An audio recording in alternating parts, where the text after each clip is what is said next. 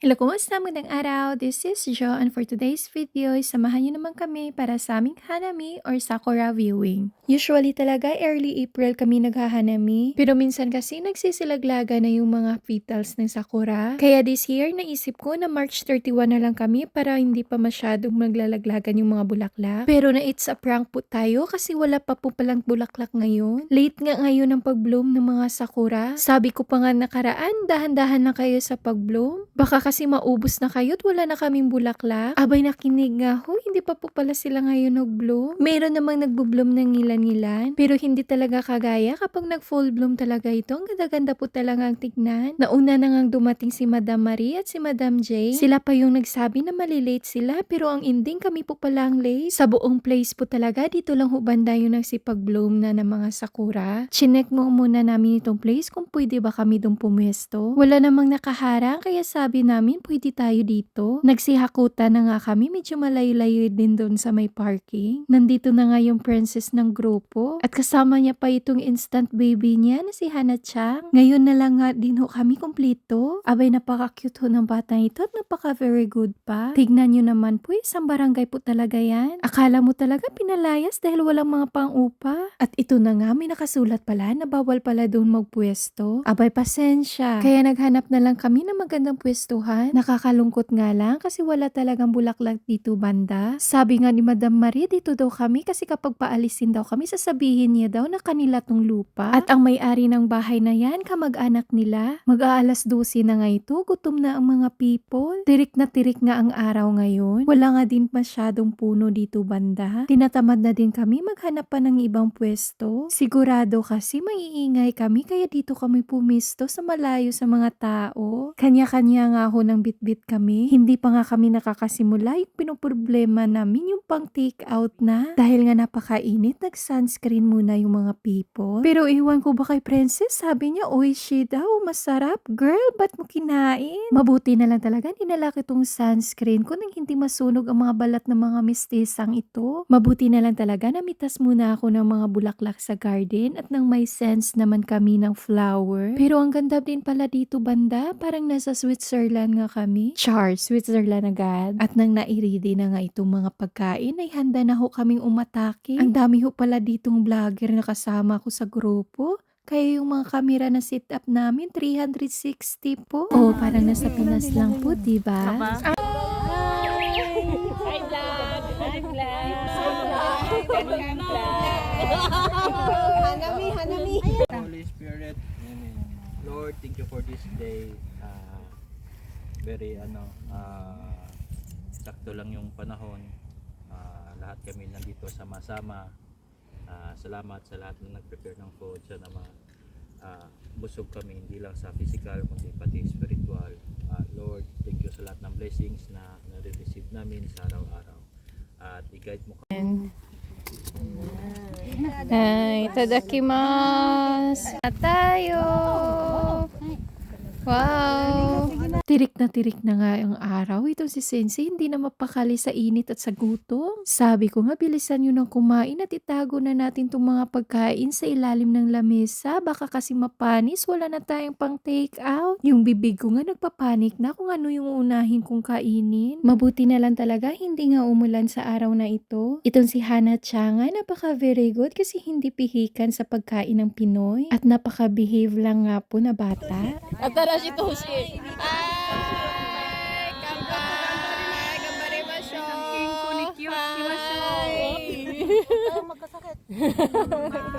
Kampai! Oh, wow!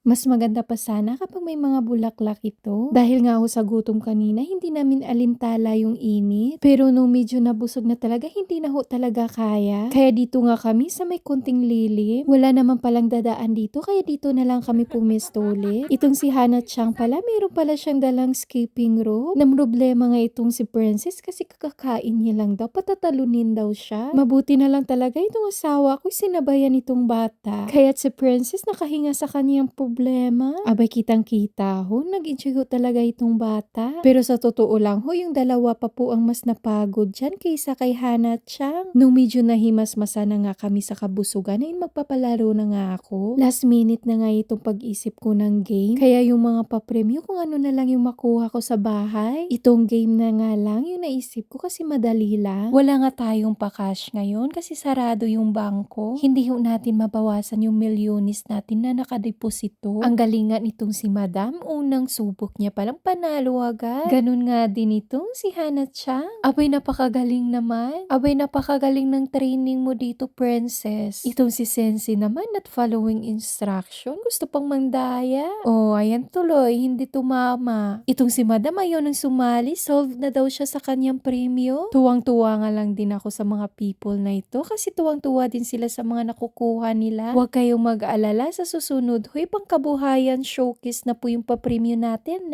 Itong si Sensei kung ano-anong teknik na lang talaga ang naiisip. May paamoy-amoy pa nga siyang nalalaman. Bukya din naman kaya itong si Hana Chan tuwang-tuwa. Itong pamangkin ko gustong-gusto niya talagang makuha yan. Napaka-stage mother talaga nitong si Princess. Abay nakakuha nga na naman ito si Hana Chan. Itong ate ko naman kinagalingan niya talaga pero palaging bukya. Abay napaka-very good talaga ng alaga mo, Princess. Nagtatanong nga sila nito, ano daw sikreto ni Hana Chan, ba't ang dami niyang nakuha? Si Ate Jade talaga ang pinakaswerte kasi siya nakakuha nitong Sengye. Abay ang galing-galing din dito ni Ate Jade, para siyang nagkakaimono. Sa 3 beses nga, 3 beses din siyang nanalo. O diba, siya ang top 1 winner ho namin. Nung kumukunti na nga yung papremyo, gumagaling na ho itong mga people. Tuwang-tuwa nga itong ate ko kasi nagagambate ro talaga itong mga alaga niya. Abay naghati na nga agad itong dalawa sa premyo nila. Ay napaka very good naman. Abay itong si Madam pasayaw-sayaw pa sa saging na nakuha niya. Abay dollar nga din ho yan. Itong si Sensei sa wakas nga ay nakapanalo na din. Ikaw ba naman may paganyan-ganyan pa ng mga teknik? Akala mo talaga nanalo ng 1,000,000? Kumunti na nga itong natira ng mga pampremyo. At si Ate Jade na nga yung finale dito. Tuwang-tuwa naman ako kasi tuwa-tuwa talaga sila sa mga napanulunan nila. Sino ba naman ang hindi gaganahan na magpa-games sa mga ito?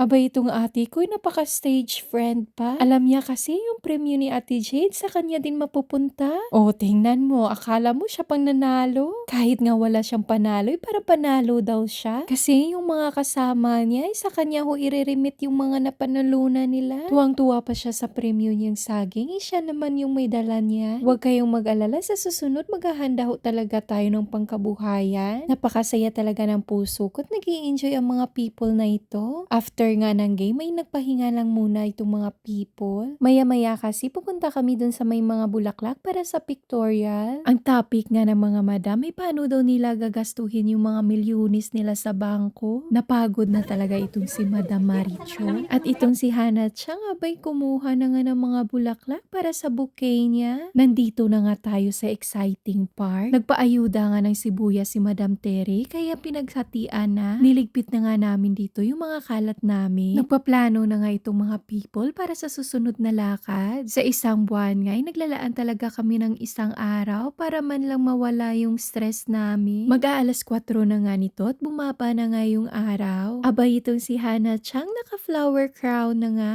Maglalakad-lakad nga daw muna kami dito. At itong si Hana Chang nga enjoy na enjoy talaga sa paglalakad. Itong si Madam Marie talaga siya ang leader dito sa pag-akyat ng bundok. Sabi ko nga, okay lang ba yung mga tuhod nyo? O ayan, tignan nyo, napapagod na yung mga people. Sabi ko nga, dito na lang kami banda, ayaw pa talagang tumigil. Gusto nila dito talaga sa tuktok. Sabi ko na lang, bahala kayo, basta't wala na akong kasalanan kapag sumakit pa yung tuhod nyo. Nung nasulit na nga ng mga people, yung oras namin sa taas, bumaba na kami. Palubog na nga din yung araw, kaya uwian na. Ang bilis talagang lumipas ng 1 araw kapag masaya. Yung 1 buwan nga namin na hinintay ay patapos na naman. Magpapagod na naman kami nito sa trabaho. Sa susunod na buwan na naman kami magkikita ng mga homeless family. Labis na nga lang ako nagpapasalamat sa mga tao na ito. Napakalaking bagay talaga sa abroad na makatagpo ka ng mga taong magiging pamilya mo. Ang pagka-homesick po kasi talaga yung isa sa mga kalaban namin dito. Kaya kahit papano, mayroong mga tao na handang umalalay sa'yo. Mahibsan man lang konti yung kalungkutan ng mga puso. Itong mga madam parang ayaw pa ngang umuwi.